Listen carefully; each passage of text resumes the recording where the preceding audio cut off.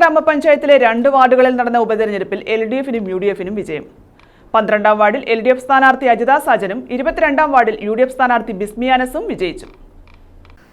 തേവലക്കര ഗ്രാമപഞ്ചായത്തിലെ 2 വാർഡുകളിലേക്ക് നടന്ന ഉപതെരഞ്ഞെടുപ്പിൽ LDF-നും UDF-നും വിജയം. 12, 22 വാർഡുകളിലായിരുന്നു തെരഞ്ഞെടുപ്പ്. 12ാം വാർഡിൽ LDF സ്ഥാനാർത്ഥി അജിത സാജൻ 108 വോട്ടുകളുടെ ഭൂരിപക്ഷത്തിൽ വിജയിച്ചു. 22ാം വാർഡിൽ UDF സ്ഥാനാർത്ഥി ബിസ്മി അനസ് 148 വോട്ടുകളുടെ ഭൂരിപക്ഷത്തിലാണ് വിജയിച്ചത്. 12ാം വാർഡിൽ UDF അംഗം വിദേശത്തേക്ക് പോയ ഒഴിവിലും 22ാം വാർഡിൽ LDF അംഗം മരിച്ച ഒഴിവിലുമാണ് ഉപതെരഞ്ഞെടുപ്പ് നടന്നത്.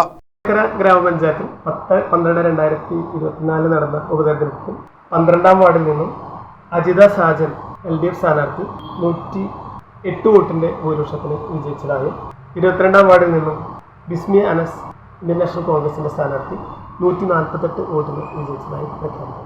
ഗ്രാമപഞ്ചായത്തിൽ UDF-ന് 13ഉം LDF-ന് 9ഉം സ്വതന്ത്രന് 1 സീറ്റുമാണ് ഉള്ളത്. News bureau, Chavara.